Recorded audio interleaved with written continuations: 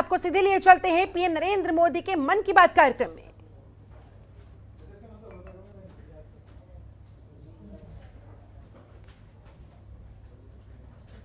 उसमें इसका भी बहुत बड़ा महत्व हो सकता है, क्योंकि इसके साथ भारत की भावनाएं जुड़ी हुई है, भारत की श्रद्धा जुड़ी हुई है, और एक प्रकार से पीपल टू पीपल रिलेशन में भी ये बहुत ताकत पैदा करता है। अभी आपने कुछ दिन पहले देखा होगा, काशी से चोरी हुई मां अन्नपूर्णा देवी की प्रतिमा भी वापस लाई गई थी। ये भारत के प्रति बदल रहे वैश्विक नजरिए का ही उदाहरण है। साल 2013 तक करीब करीब 13 प्रतिमाएं भारत आई थी, लेकिन पिछले 7 साल में 200 से ज्यादा बहुमूल्य प्रतिमाओं को भारत सफलता के साथ वापस ला चुका है।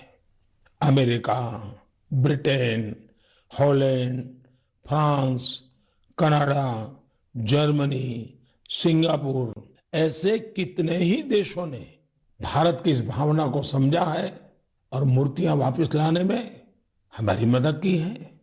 मैं पिछले साल सितंबर में जब अमेरिका गया था, तो वहां मुझे काफी पुरानी पुरानी कई सारी प्रतिमाएं और सांस्कृतिक महत्व की अनेक चीजें प्राप्त हुई। देश की जब कोई बहुमूल्य धरोहर वापस मिलती है, तो स्वाभाविक है इतिहास में श्रद्धा रखने वाले, आर्कियोलॉजी में श्रद्धा रखने वाले, आस्था और संस्कृति के साथ जुड़े हुए लोग और एक हिंदुस्तानी के नाते हम सबको संतोष मिलना बहुत स्वाभाविक है। साथियों, भारतीय संस्कृति और अपनी धरोहर की बात करते हुए मैं आज आपको मन की बात में 2 लोगों से मिलवाना चाहता हूं।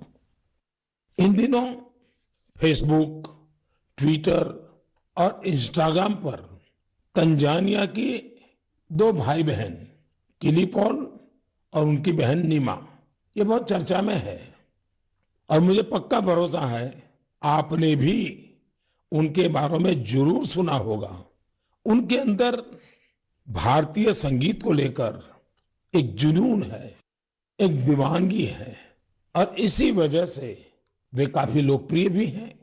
लिप सिंक के उनके तरीके से पता चलता है कि इसके लिए वे कितनी ज्यादा मेहनत करते हैं। हाल ही में गणतंत्र दिवस के अवसर पर हमारा राष्ट्रगान जन गण मन गाते हुए उनका वीडियो खूब वायरल हुआ था।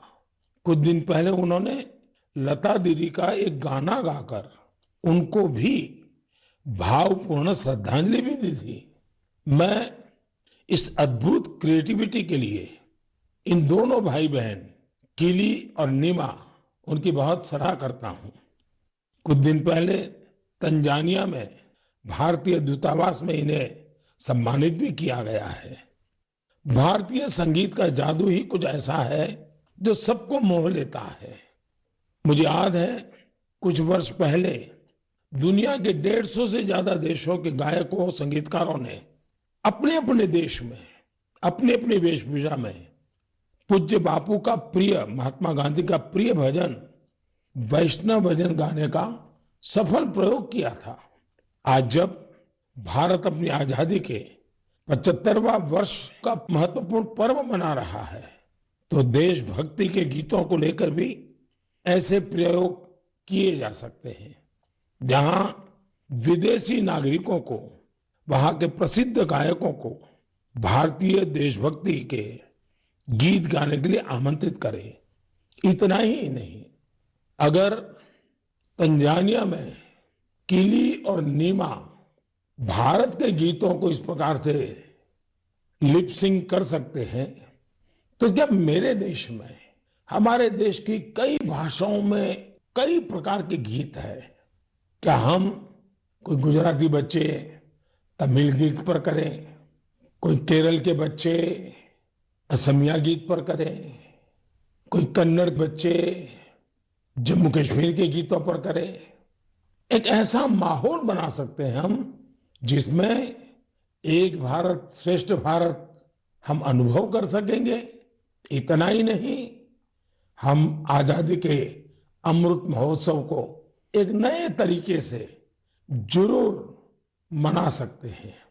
मैं देश के नौजवानों से आह्वान करता हूं, आइए भारतीय भाषाओं के जो पॉपुलर गीत हैं उनको आप अपने तरीके से वीडियो बनाइए, बहुत पॉपुलर हो जाएंगे आप, और देश की विविधताओं का नई पीढ़ी को परिचय होगा। मेरे प्यारे देशवासियों, अभी कुछ दिन पहले ही हमने मातृभाषा दिवस मनाया। जो विद्वान लोग हैं वो मातृभाषा शब्द कहाँ से आया, इसकी उत्पत्ति कैसे हुई, इसे लेकर बहुत एकेडमिक इनपुट दे सकते हैं। मैं तो मातृभाषा के लिए यही कहूंगा कि जैसे हमारे जीवन को हमारी माँ गढ़ती है, वैसे ही मातृभाषा भी हमारे जीवन को गढ़ती है। माँ और मातृभाषा दोनों मिलकर जीवन की फाउंडेशन को मजबूत बनाते हैं, चिरंजीव बनाते हैं। जैसे हम अपनी माँ को नहीं छोड़ सकते, वैसे ही अपनी मातृभाषा को भी नहीं छोड़ सकते। मुझे बरसों पहले की एक बात याद है। जब मुझे अमेरिका जाना हुआ तो अलग अलग परिवारों में जाने का मौका मिलता था कि एक बार मेरा एक तेलुगु परिवार में जाना हुआ और मुझे एक बहुत खुशी का दृश्य वहां देखने को मिला। उन्होंने मुझे बताया कि हम लोगों ने परिवार में नियम बनाया है कि कितना ही काम क्यों न हो, लेकिन अगर हम शहर के बाहर नहीं है तो परिवार के सभी सदस्य डिनर टेबल पे बैठ के साथ में लेंगे। और दूसरा, डिनर के टेबल पे कंपल्सरी हर कोई तेलुगु भाषा में ही बोलेगा। जो बच्चे वहां पैदा हुए थे उनके लिए भी ये नियम था। अपनी मातृभाषा के प्रति ये प्रेम देखकर इस परिवार से मैं बहुत प्रभावित हुआ था। साथियों, आजादी के 75 साल बाद भी कुछ लोग ऐसे मानसिक द्वंद में जी रहे हैं जिसके कारण उन्हें अपनी भाषा, अपने पहनावे, अपने खान पान को लेकर एक संकोच होता है, जबकि विश्व में कहीं और ऐसा नहीं है। हमारी मातृभाषा है, हमें उसे गर्व के साथ बोलना चाहिए। खबरों के निष्पक्ष विश्लेषण के लिए सब्सक्राइब करें Jantantra TV and press the bell icon. Never miss any update.